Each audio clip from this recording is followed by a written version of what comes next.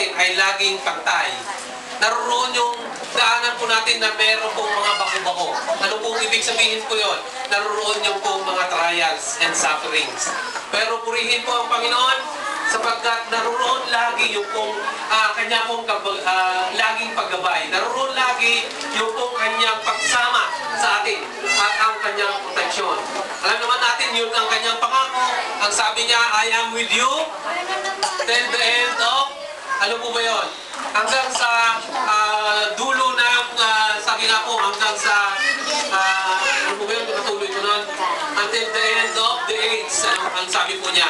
Na, ang ibig kong sabihin po, baga sa gulong, ay kung ngayon ay nasa ilalim ka, dumating ng darating ang iyong pagkakataon na ikaw ay naroon sa taas. Kapag naroon ka na sa taas, naroon na tayo sa taas, huwag na natin hayaan, hinto na natin yung gulong na yun.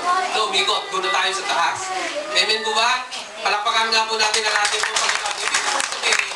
Na kapag narating na po natin, yun po yung tagumpay na ipinagkaloob na ng Diyos sa atin. Amen po ba? At alam ko po na yung pong tagumpay